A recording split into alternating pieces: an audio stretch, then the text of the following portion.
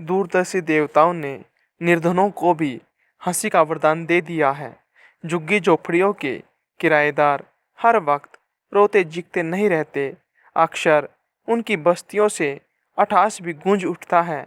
मैं तो यहाँ तक कह सकता हूँ कि निर्धन अक्सर ऐसी बातों पर हंस पड़ते हैं जिन पर रुलाई आनी चाहिए। मैं उस दुनिया से भली भांति परिचित हूँ। सोस कबीले की जिस पीढ़ी ने मेरे पिता को जन्म दिया था, वह गरीबी की कठोरतम अवस्थाओं में से गुजर चुकी थी। मेरे पिता एक मशीन घर में दिहाड़ी मजदूर के रूप में काम करते थे। उनके या और किसी के भी लिए उन दिनों ऐसा कुछ न था जिसकी डींग हाँकी जाए। फिर भी वे डींग तो हाँकते ही थे। और यह नितांत सच है कि अपने बचपन के उन वर्षों में मैं जितना हंसता था उतना अपनी जिंदगी में और कभी नहीं हंसा। सच तो यह है कि मैं फिर कभी उतना जी खोलकर हंस भी कैसे सकता था, क्योंकि तब तक मैं अपनी उस हंसमुख लाल गालों वाली माँ को खो बैठा था, जो इतने मीठे ढंग से हंसती थी कि अंत में उनके गालों से आंसू झड़ने लगते थे और उनकी हंसी की समाप्ति खांसी के ऐसे दौर से होती थी जिससे उनका गला घुटने लग जाता था। पर वे भी जितनी उस शाम को हंसी थी जब हम 7 पैसे खोज रहे थे, उतनी और कभी नहीं हंसी। हम खोजते रहे और हम पैसे पा भी गए थे। 3 पैसे तो सिलाई की मशीन के दराज में थे, एक बर्तनों की अलमारी में था। बाकी को खोजना ज़्यादा मुश्किल काम था। पहले 3 पैसे तो मेरी माँ ने अपने आप ही ढूंढ निकाले। उनका ख्याल था कि दराज में और भी सिक्के होने चाहिए, क्योंकि वे सिलाई करके पैसे कमाती रहती थी और जो कुछ भी कमाती दराज में डाल देती। सिलाई मशीन की दराज मुझे अनंत सोने की खान जान पड़ती थी। जब भी हम उसमें हाथ डालते हमारी मुरादें पूरी हो जाती। यही कारण है कि जब मैंने माँ को सुइयों, कैंचियों, रिबन के टुकड़ों, बटनों और बेलों के अंबार को कुरेदते देखा और थोड़ी देर तक उलट पुलट करने के बाद उन्हें ताज्जुब से यह कहते सुना कि न जाने कहाँ जा छिपे हैं, तो मैं भौचक्का रह गया। कौन? सिक्के, उन्होंने हंसते हुए कहा। उन्होंने दराज खींच निकाला। आना बिट्टू, जरा उन बदमाशों को खोज निकाले, कितने शैतान हैं ये सिक्के। वे जमीन पर बैठ गई और दराज इतने एहतियात से नीचे रखा मानो उन्हें डर हो कि उसकी चीजें कहीं उड़ न जाए। तब उन्होंने बड़ी खूबसूरती से उसे औंधाया, मानो वे हैट में तितलियां पकड़ रही हो। उनके इस नाटक पर हंसे बिना नहीं रहा जा सकता था। इसी में तो है वे, इसी में, उन्होंने खिलखिलाकर कहा और दराज उठाने की उन्हें कोई जल्दी न थी। एक भी पैसा होगा तो इसी में होना चाहिए। मैं पंजों के बल बैठ गया और ध्यान से देखने लगा कि कोई चमकीला सिक्का निकलता है या नहीं। कोई हरकत नहीं हुई। सच पूछिए तो हम में से किसी को भी यह यकीन न था कि उसमें एक भी सिक्का है। अपने इस बचपने पर हंसते हुए हम एक दूसरे का मुंह ताकने लगे। मैंने औंधे पड़े दराज को हाथ लगाया। शश, मेरी माँ ने सुस्कारते हुए मुझसे कहा। नीचे बैठे रहो बिट्टू, नहीं तो वे भाग जाएंगे। तुम क्या जानो पैसे कैसे उड़न छू हो जाते हैं। वे इतनी तेजी से भागते हैं कि बस लुढ़कते ही चले जाते हैं। ऐसा गजब करते हैं कि बस हंसी के मारे हमारे पेट में बल पड़ गए। हम बहुत बार देख चुके थे पैसे कितनी आसानी से लुढ़कते जाते हैं। जब हंसी का दौर खत्म हुआ तब फिर मैंने दराज उठाने के लिए हाथ बढ़ाया।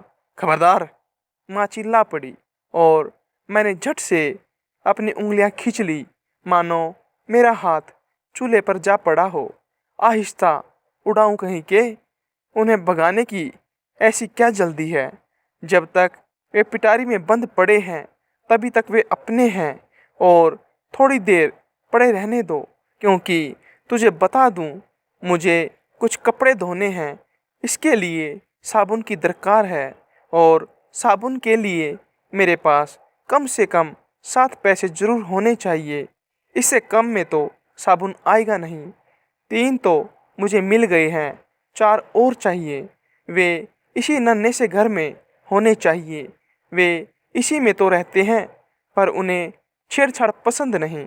अगर कहीं नाराज हो गए तो वे गायब हो जाएंगे और फिर कभी हमारे हाथ नहीं आने के। आहिस्ता भैया, रुपया बड़ी नाजुक चीज़ होती है, उसे मुलायमियत से हाथ लगाना चाहिए। वह इज्जत पसंद होता है, चट से बुरा मान जाता है। तुम मिजाजी लेडी की तरह। तुम्हें कोई तुकबंदी याद नहीं है जो उसे घर से बाहर खींच लाए? उफ, उनकी चबर चबर पर हम कैसे हंसे थे। मैंने जो स्तुति छेड़ी वह सचमुच अजीब थी। वह इस तरह थी, चाचा सिक्के, झूठ ने समझो, तेरे घर में आग लगी है। इतना कहकर मैंने दराज फिर से सीधा कर दिया। उसके नीचे हर तरह की रद्दी चीज़ें थी, पर सिक्का एक भी नहीं। मेरी माँ मुंह बिगाड़कर ढेर को कुरेती ही रही, पर उससे क्या बनता। उन्होंने कहा, कितने दुख की बात है कि हमारे यहाँ कोई मेज नहीं है। अगर यह दराज मेज पर औंधाया जाता तो ज़्यादा अच्छा रहता और तब सिक्के भी टिके रहते। मैंने सारी चीज़ें समेटकर फिर से दराज में भर दी। इस बीच माँ सोच में डूबी रही। वे अपने दिमाग पर सारा जोर लगाकर सोचती रही कि उन्होंने और कहीं तो कुछ और पैसे नहीं डाल रखे हैं, पर उन्हें कुछ भी याद न आया। अचानक मुझे एक बात सूझ गई। माँ, मुझे एक जगह मालूम है जहाँ एक सिक्का है। कहाँ बिट्टू? चल उसे पकड़ ले, कहीं बाद में बर्फ की तरह पिघल न जाए। कांच की अलमारी के दराज में पहले 1 पैसा पड़ा रहता था। वहाँ मुन्ने, अच्छा हुआ तुमने पहले नहीं बताया, नहीं तो वह अब तक रहता थोड़े ही। हम उठे और उस अलमारी तक गए जिसका कांच न जाने कब का गायब हो चुका था। पैसा सचमुच उसी दराज में था जैसा मेरा ख्याल था। पिछले 3 दिनों से मेरे मन में उसे उड़ाने की लगी हुई थी, पर मैं इतनी हिम्मत नहीं जुटा पाया। हिम्मत पड़ गई होती तो मैंने टॉफ़ी पर खर्च कर दिया होता। अब अपने पास 4 पैसे तो हो गए। कोई फिक्र नहीं बिट्टू, आधे से ज़्यादा तो हो ही चुके हैं। बस अब हमें 3 और चाहिए। अगर 1 घंटे में हमने 4 ढूंढ निकाले तो बाकी 3 तो नाश्ते के पहले ही मिल जाएंगे। इस हिसाब से रात होने के पहले मैं मज़े से कपड़े धो लूँगी। चल देखें, शायद उन दराजों में भी कुछ पड़े हों। अगर हर दराज में 1 पैसा होता तो सब ठीक हो जाता। इतने पैसों की तो हमें ज़रूरत न थी, क्योंकि जब यह पुरानी अलमारी अपनी जवानी में थी तब इसने एक अमीर घराने की सेवा की थी, जहाँ इसने बड़े बड़े खजाने देखे थे, पर हमारे घर में बेचारी को खास कुछ न मिल सका। उसके अंजर पंजर ढीले हो गए थे, घुन लग गई थी और वह पोपली हो गई थी। माँ एक एक दराज खोलती और झिड़क कर कहती, यह तो किसी जमाने में अमीर हुआ करता था। इस बेचारे को तो कभी कुछ न मिला। यह वाला तो हमेशा खनखनाट पर ही जीता आया है, और तुम भिखमंगे कहीं के, तुम्हारे पास तो एक कच्चा भी नहीं है। इसमें कभी कुछ नहीं होगा। इसमें तो हम अपनी गरीबी रखते हैं। और तुम्हारा क्या हाल है? राम करे तुम्हें कभी कुछ न मिले। मैंने बस आज ही तुमसे 1 पैसा मांगा और फिर भी तुम मुंह बना रहे हो। यह जरूर सबसे ज़्यादा अमीर होगा। देखो न, जैसे ही उन्होंने सबसे निचले दराज को झटके से खोला, त्यों ही उनकी हंसी फूट पड़ी, क्योंकि उसके पेंदे में एक छिपटी भी न थी। वे मेरी गर्दन से लटक गई और हम दोनों ऐसे बेतहासा हंस पड़े कि जमीन पर बैठ जाना पड़ा। जरा रुको, वे चौंकी। मैं चुटकी बजाते पैसे ले आती हूँ, तुम्हारे पिता के कपड़ों में जरूर होंगे। दीवार पर कुछ कीलें थी जिन पर हमारे कपड़े टंगते थे। मेरी माँ ने पिताजी की जैकेट की सबसे ऊपर वाली जेब टटोली और गजब की बात तो देखो कि उनकी उंगलियां एक पैसा खींच लाई। उन्हें अपनी आंखों पर विश्वास न हुआ। हाय, मैं मर जाऊं, यह लो। अब कुल कितने हो गए? अब तो गिनना भी मुश्किल पड़ रहा है। 1, 2, 3, 4, 5, 5। बस अब 2 और चाहिए। 2 पैसे कोई बड़ी बात नहीं। जब 5 हो गए तो 2 और हो ही जाएंगे। वे हड़बड़ाती हुई पिताजी की सारी जेबें टटोलती रही, पर अफसोस, सब बेकार। और कोई पैसा न मिला। बढ़िया से बढ़िया मजाक भी बाकी 2 पैसों को आकर्षित न कर सका। मेरी माँ के गाल उत्तेजना और थकान के मारे लाल गुलाब की तरह दमकने लगे। उन्हें काम करने की मनाही थी, क्योंकि वे जब भी काम करती थी बीमार पड़ जाती थी। यह तो खैर एक खास ढंग का काम था, और आप लोगों को पैसों की तलाश करने से थोड़े ही रोक सकते हैं। नाश्ते का वक्त आया और निकल गया। अंधेरा होने को ही था। मेरे पिताजी को सवेरे के लिए एक धुली हुई कमीज की जरूरत थी, और धुलाई संभव नहीं थी। केवल कुएं के पानी से चिकना मैल दूर नहीं हो सकता था। अचानक माँ ने अपना माथा थपथपाया। मैं भी कैसी मूर्ख हूँ, अपनी जेब देखने का तो ख्याल ही नहीं आया। अब मैं सोचती हूँ, जरा टटोल देखूं। उन्होंने अपनी जेब टटोली और निस्संदेह उसमें 1 पैसा था। छठा पैसा। हमें सचमुच बुखार चढ़ आया। बस सिर्फ 1 ही पैसे की कसर थी। जरा देखूं तो तुम्हारी जेबें, शायद उनमें कोई हो। हे राम, उन्हें देखने से क्या होना था? वे तो खाली थी। अंधेरा हो चला था और हम अपने 6 पैसे लिए बैठे थे। इससे तो अच्छा था कि एक भी न होता। यहूदी मोदी उधार नहीं देता था, और हमारे पड़ोसियों की हालत हम जैसी ही थी। वैसे भी भला कोई 1 पैसा मांगने भी जाता है? हम बस यही कर सकते थे कि अपनी दशा पर खुलकर हंस ले। अभी हम हंस ही रहे थे कि एक भिखमंगा आ पहुंचा। वह रुआंसे स्वर में भजन गाता हुआ भीख मांग रहा था। माँ हंसते हुए भिखारी से बोली, अरे भैया, बस भी करो। बेकार में मेरी तो सारी शाम निकल गई। आधा पौंड साबुन मोल लेना था, पर 1 पैसे की कमी पड़ गई है। वह दयालु बूढ़ा भिखमंगा उनकी ओर घूरकर देखता रहा। क्या कहा? तुम्हें 1 पैसे की कमी है? हाँ, 1 पैसे की। मैं दिए देता हूँ। वाह, कभी भिखारी से भी भीख ली जाती होगी। कोई बात नहीं बिटिया, मैं इसका करूँगा भी क्या। मुझे जमीन में 1 गड्ढा और थोड़ी सी मिट्टी के अलावा और चाहिए भी क्या। बस फिर मुझे कोई झंझट न रहेगा। उसने मेरे हाथ पर 1 पैसा रख दिया और हमारी दुआओं के बीच ही खिसकता बना। भगवान का शुक्र है, मेरी माँ बोली। चलो अब झटपट। अचानक वे बीच में ही थमी और खिलखिलाकर हंसने लगी।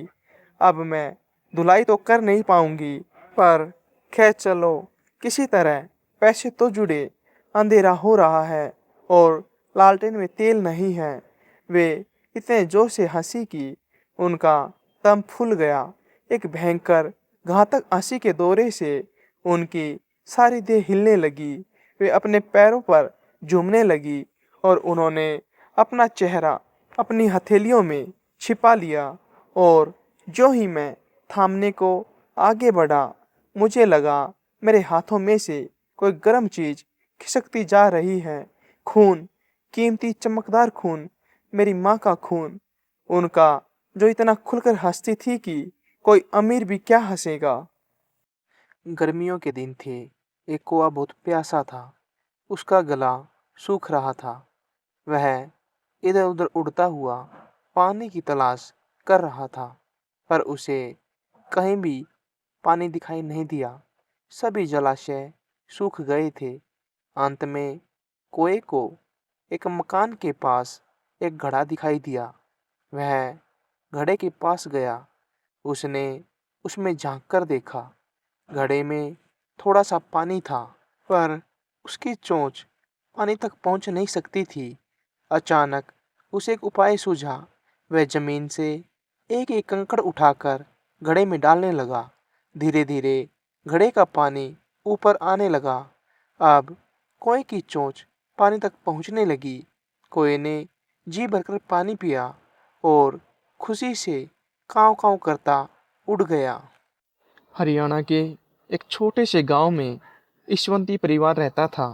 यह एक संयुक्त परिवार था, जिसमें ईशवंती, उनके दो बेटे राजू और गौरव, दोनों की पत्नियां मोहिनी और पोनू और उनके 5 बच्चे एक ही छत के नीचे रहते थे। परिवार काफ़ी बड़ा था। उनके संस्कार उससे भी ज़्यादा बड़े थे। राजू की माँ हमेशा कहा करती थी, हमारा परिवार एक पेड़ है जिसकी शाखाएं अलग हो सकती हैं, लेकिन जड़ें एक ही है। राजू और गौरव घर चलाने के लिए खेती किया करते थे। दिन भर दोनों भाई खेतों में मेहनत करते और उनकी पत्नियां हाउसवाइफ थी। ऐसे में वो घर के काम करती, साथ ही साथ बच्चों की पढ़ाई में मदद करती। पिछले साल फसल काफ़ी अच्छी हुई थी, जिससे उनके परिवार को काफ़ी मुनाफा हुआ था। ईशवंती परिवार की एकता को देखकर गांव के कुछ लोग उनसे जला करते थे। वे हमेशा दोनों भाइयों को भड़काने की कोशिश करते ताकि उनका परिवार टूट जाए, लेकिन गांव वालों की ये मंशा कभी पूरी नहीं हुई।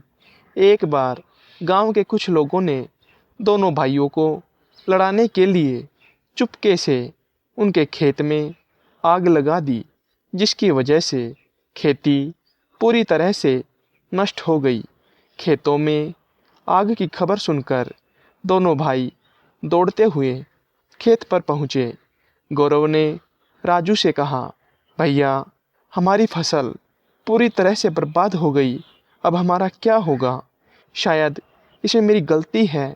घर जाते समय मैंने ट्यूबवेल का तार सही से चेक नहीं किया होगा, तभी शॉर्ट सर्किट से ये हादसा हुआ।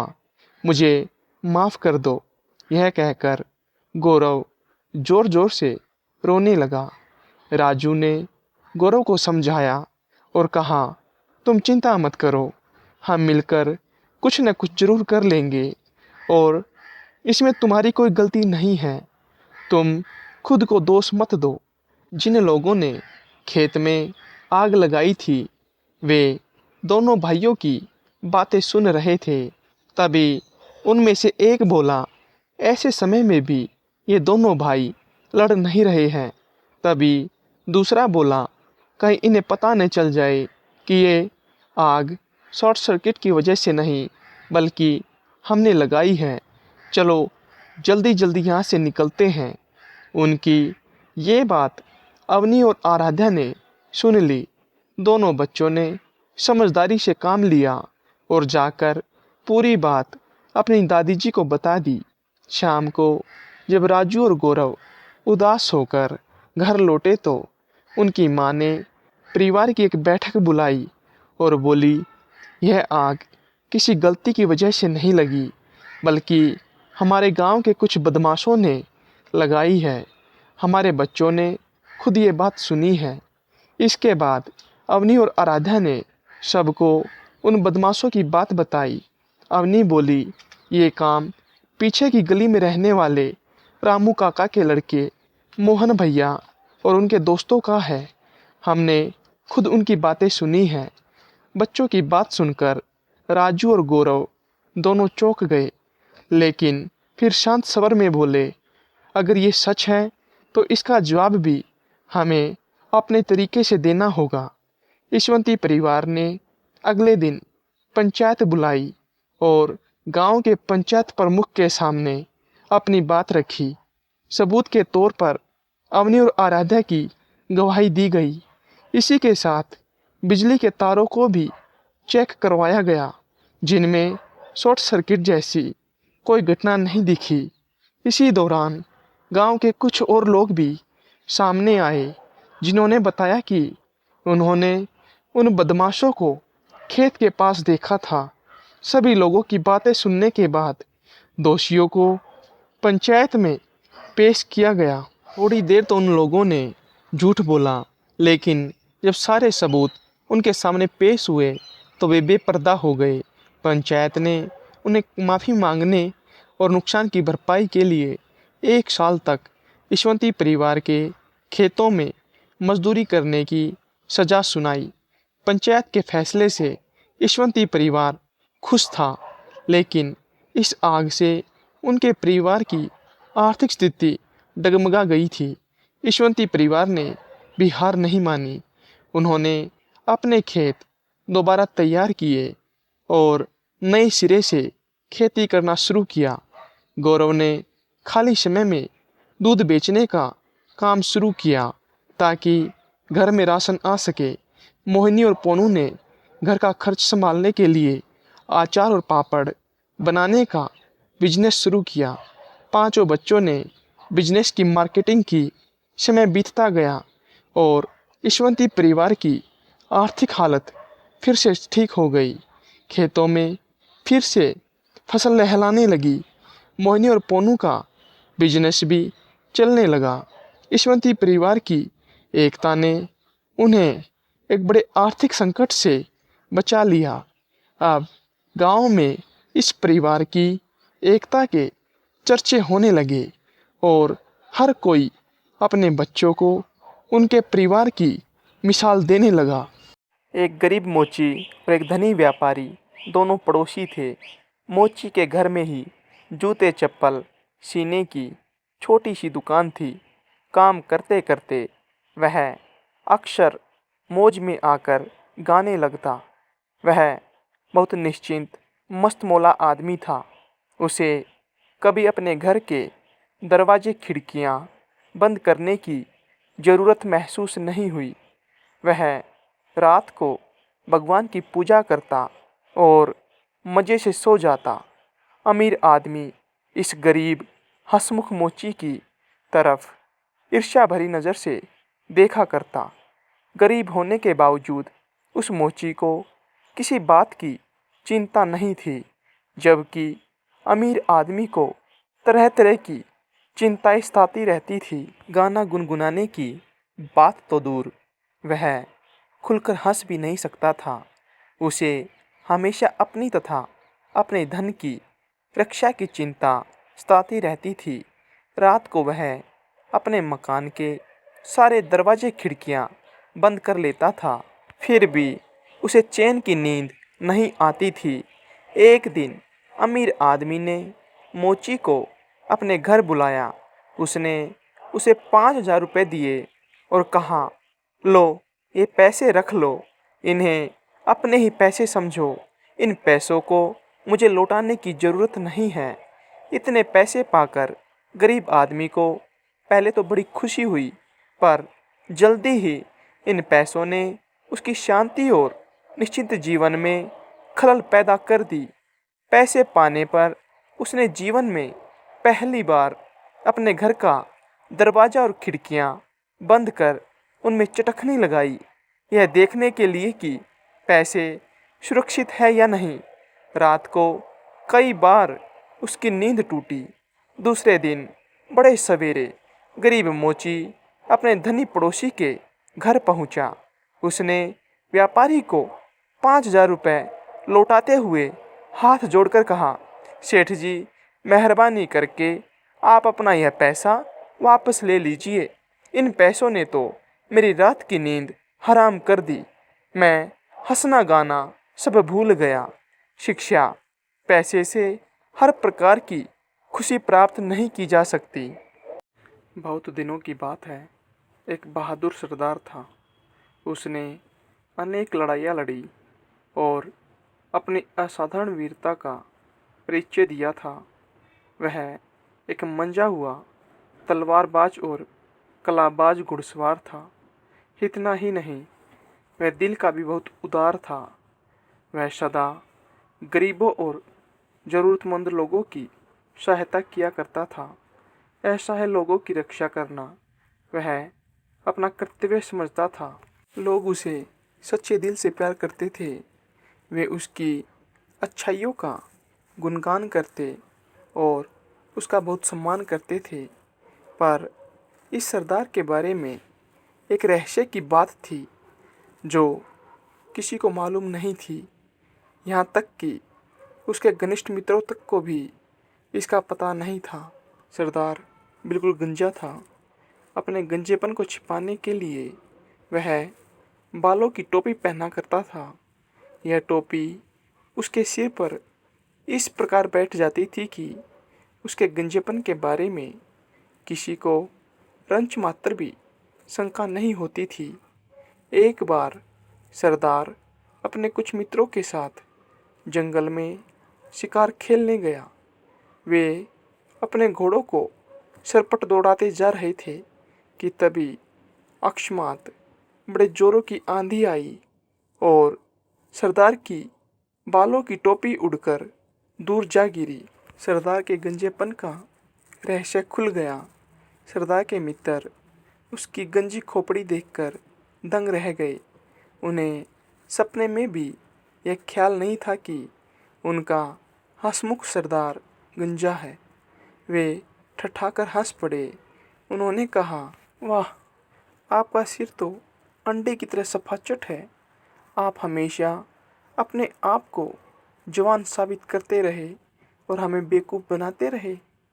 हाँ, मैं हमेशा अपना गंजापन छिपाने का प्रयास करता रहा, पर मुझे मालूम था कि एक दिन मेरा यह राज खुलकर रहेगा।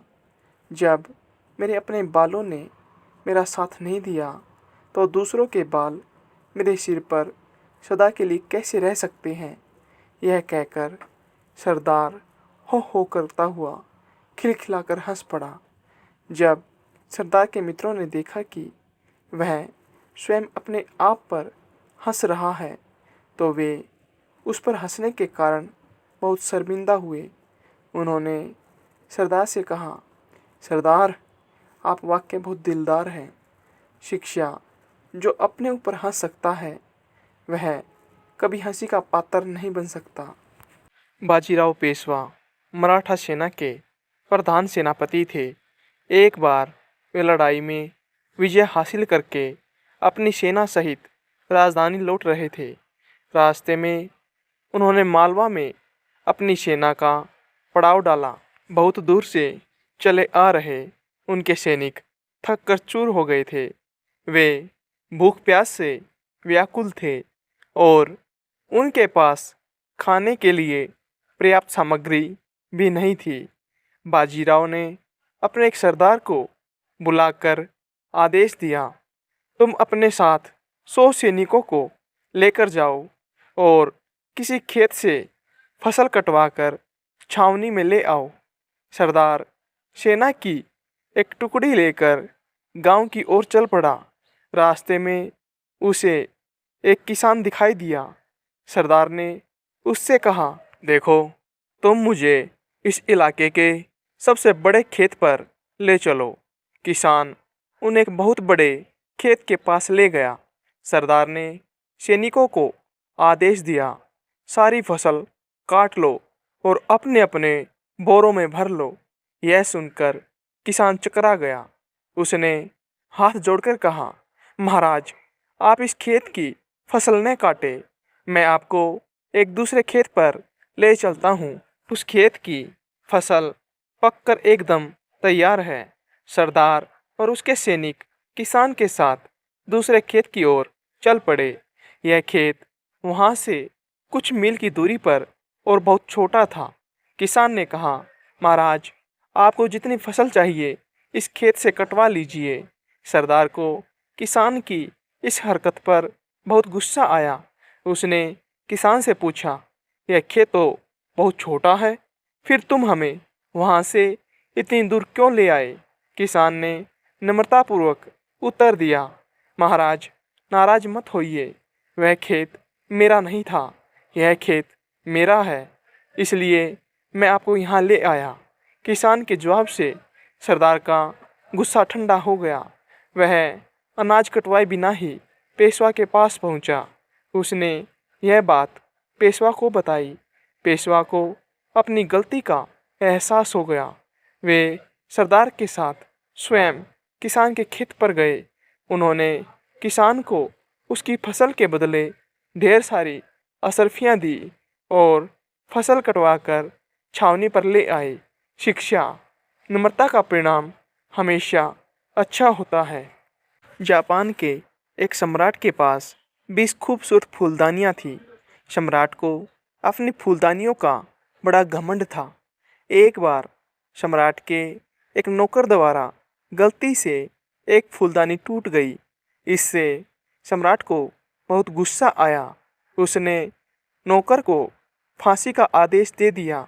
जब एक बूढ़े व्यक्ति को इस बात का पता चला तो वह सम्राट के दरबार में हाजिर हुआ और बोला, मैं टूटी हुई फूलदानी जोड़ देता हूँ।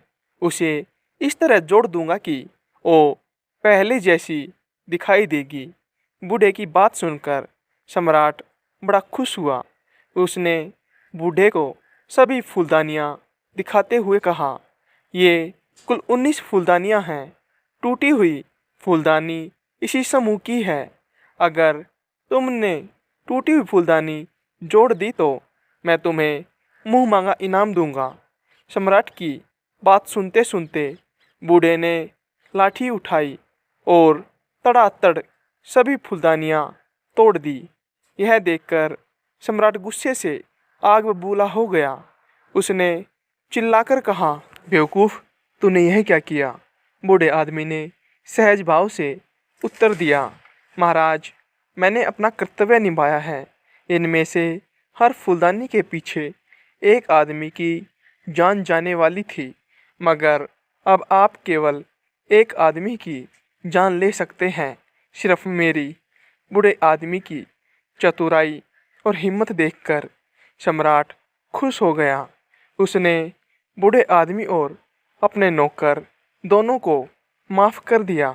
शिक्षा, बुराई से लड़ने के लिए साहसी व्यक्ति एक ही काफ़ी होता है। एक गांव में एक मूर्ख आदमी रहता था।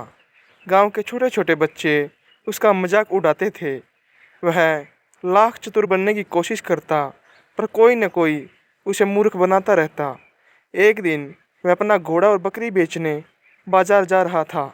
वह घोड़े पर सवार था। उसने बकरी के गले में घंटी बांध रखी थी। रस्सी का एक हिस्सा बकरी के गले में, दूसरा हिस्सा घोड़े की पूंछ से बांध रखा था। मूर्ख को जानने वाले कुछ ठग उसका पीछा कर रहे थे। उनमें से एक ठग ने बकरी के गले से घंटी खोलकर घोड़े की पूंछ से बांध दी। इसके बाद बकरी को लेकर रफू चक्कर हो गया। घोड़े की पूंछ पर बंधी घंटी बजती रही और मूर्ख यही समझता रहा कि बकरी उसके पीछे पीछे आ रही है। थोड़ी देर बाद दूसरा ठग आया। उसने मूर्ख को रोककर पूछा, भाई साहब, आपने अपने घोड़े की पूंछ से यह घंटी क्यों बांध रखी है? मूर्ख ने पीछे मुड़कर देखा तो बकरी वहाँ नहीं थी। उसे बड़ा ताज्जुब हुआ। तभी तीसरा ठग आ पहुँचा। उसने मूर्ख से कहा, मैंने अभी देखा है कि एक आदमी किसी बकरी को लिए भागा जा रहा है। अगर तुम मुझे अपना घोड़ा दे दो तो मैं उसका पीछा करके तुम्हारी चुराई गई बकरी वापस ला सकता हूँ। मूर्ख तुरंत घोड़े पर से उतर पड़ा और उसने घोड़ा तीसरे ठग के हवाले कर दिया। वह मूर्ख को चिढ़ाता हुआ घोड़े को लेकर सरपट भाग गया। बेचारा मूर्ख बहुत देर तक अपने पशुओं को पाने का इंतजार करता रहा, पर जब वह राह देखते देखते थक गया और ठग लौट कर नहीं आया तो वह खाली हाथ ही घर वापस लौट आया। दूर कहीं घंटी बजती रही और तीनों ठग गाते रहे, घंटी घंटी बजती रहे, रात दिन गाती रहे, जीवन एक खेल है सुनहरा। शिक्षा, मूर्ख की तकदीर कभी लंबे समय तक उसका साथ नहीं देती है। महात्मा बुद्ध प्रवचन सभा में आकर मौन बैठ गए। शिष्य समुदाय उनके इस मौन के कारण चिंतित हुए कि कहीं वे अस्वस्थ तो नहीं है। आखिर एक शिष्य ने पूछ ही लिया, बनते, आप आज इस तरह मौन क्यों हैं? वे नहीं बोले तो दूसरे शिष्य ने फिर पूछा, गुरुदेव, आप स्वस्थ तो हैं? बुद्ध फिर भी मौन ही बैठे रहे।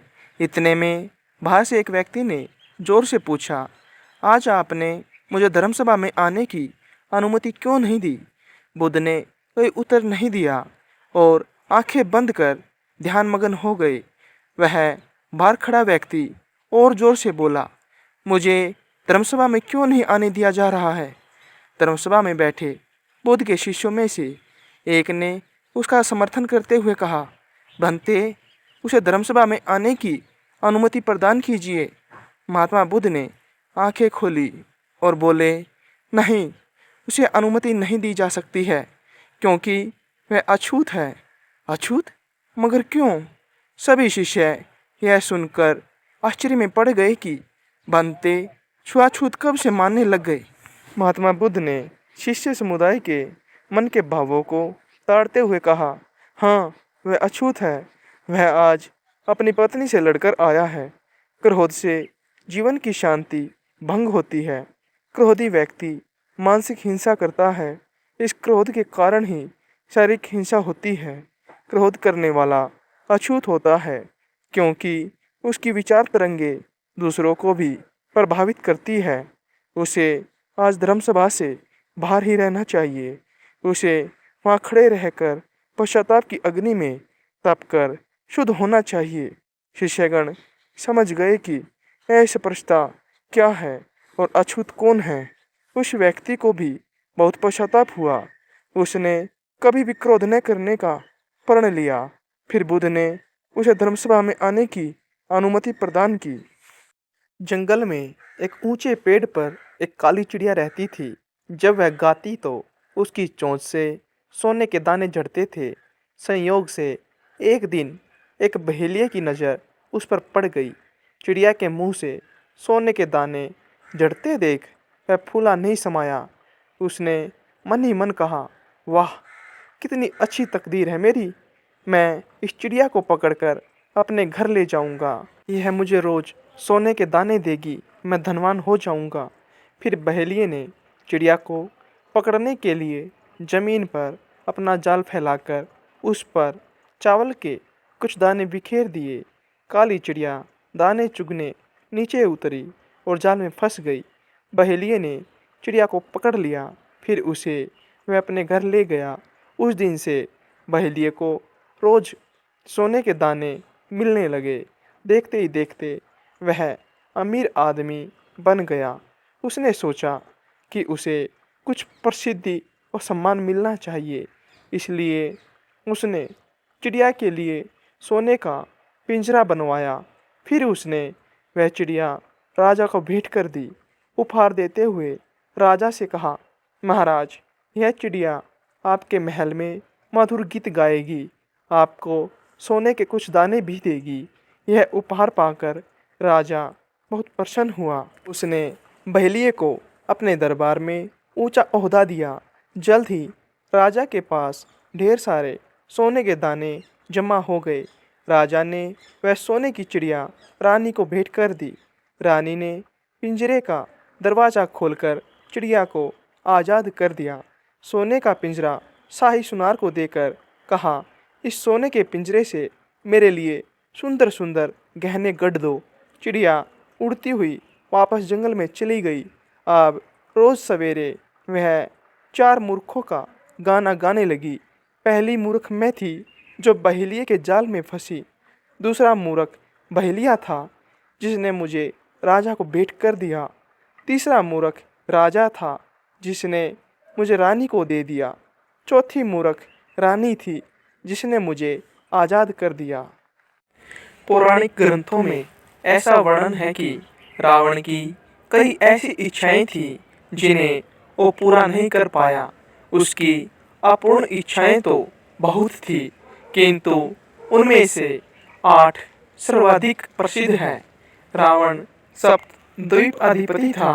नवग्रह उसके अधीन रहते थे और स्वयं भगवान रुद्र की उस पर कृपा थी, किंतु उसके बाद भी अपने हर प्रयास के बाद उसकी ये 8 इच्छाएं पूरी नहीं हो सकी।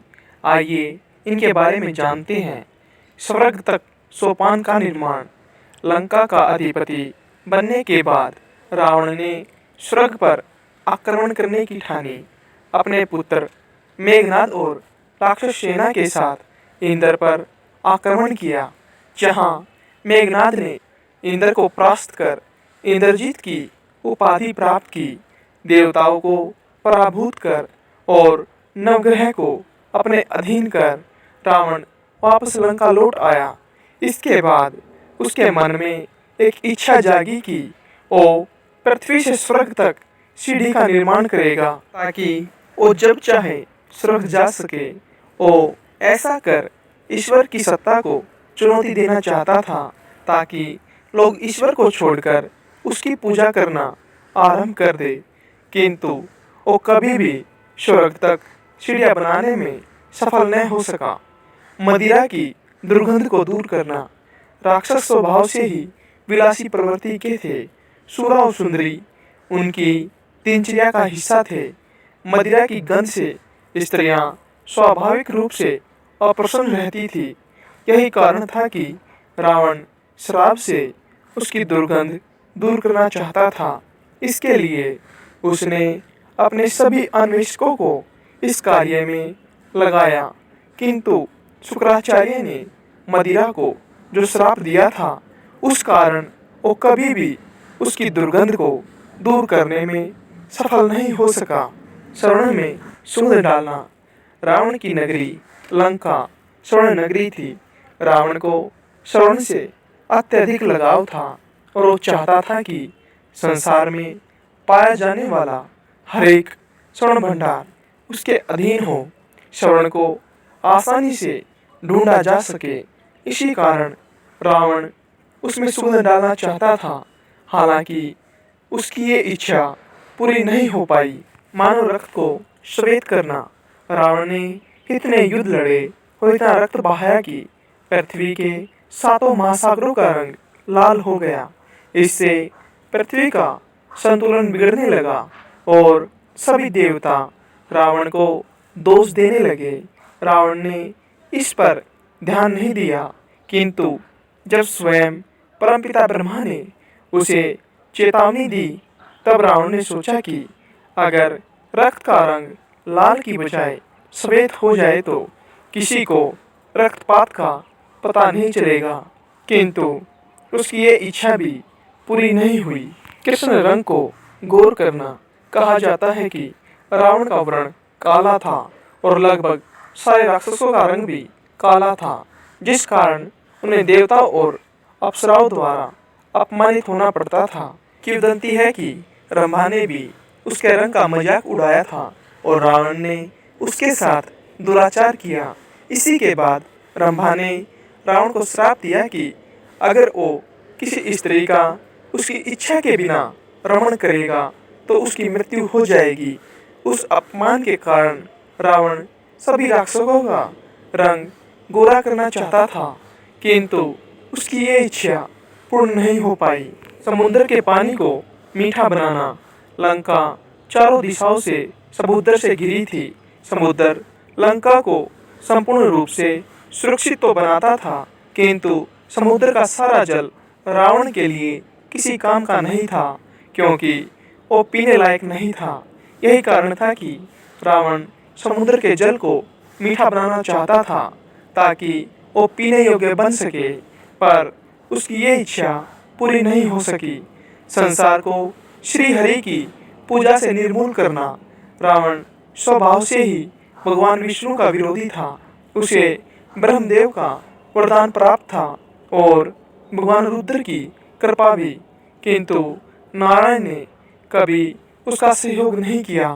देवताओं को तो वो जीत ही चुका था और त्रिलोक में केवल भगवान विष्णु ही थे जो उसके विरोधी थे और रावण उन्हें जीत नहीं सकता था। ये सोचकर उसने हिरण्यकश्यप की तरह सभी विष्णु भक्तों का नाश करना आरंभ किया। वो चाहता था कि संसार में कोई भी ऐसा न बचे जो भगवान विष्णु की पूजा करे। हालांकि नारायण के 7वें अवतार श्री राम के द्वारा ही उसका वध हुआ और उसकी अंतिम इच्छा भी पूरी न हुई। एक दिन एक भूखी लोमड़ी अंगूर के बगीचे में जा पहुंची। बेलों पर पके हुए अंगूरों के गुच्छे लटक रहे थे। यह देख लोमड़ी के मुंह में पानी आ गया। मुंह ऊपर की ओर तानकर उसने अंगूर पाने की कोशिश की, पर वह सफल न हो सकी। अंगूर काफ़ी ऊंचाई पर थे। उन्हें पाने के लिए लोमड़ी खूब उछली, फिर भी वह अंगूरों तक नहीं पहुंच सकी। जब तक वह पूरी तरह थक नहीं गई, उछलती ही रही। आखिरकार उसने थककर उम्मीद छोड़ दी और वहाँ से चलती बनी। जाते जाते उसने कहा, अंगूर खट्टे हैं, ऐसे खट्टे अंगूर कौन खाए। कछुआ हमेशा धीरे धीरे चलता था। कछुए की चाल देख खरगोश खूब हंसता। एक दिन कछुए ने खरगोश से दौड़ की शर्त लगाई। दौड़ शुरू हुई। खरगोश खूब जोर से दौड़ने लगा। वह जल्दी ही कछुए से काफ़ी आगे निकल गया। अपनी जीत निश्चित मानकर खरगोश सोचने लगा, अभी कछुआ बहुत पीछे है, वह धीरे धीरे चलता है। इतनी जल्दी शर्त जीतने की जरूरत क्या है। पेड़ के नीचे बैठकर थोड़ा आराम कर लूं। जब कछुआ पास आता दिखाई देगा तो दौड़कर मैं उससे आगे निकल जाऊंगा और शर्त जीत लूंगा। ऐसा करने से कछुआ खूब नाराज होगा, बड़ा मज़ा आएगा। खरगोश पेड़ की छाया में आराम करने लगा। कछुआ अब भी काफ़ी पीछे था। थकान के कारण खरगोश को नींद आ गई। जब उसकी आँख खुली तो उसने देखा कि कछुआ आगे चला गया है और विजय रेखा पार करके मुस्कुरा रहा है। खरगोश शर्त हार गया।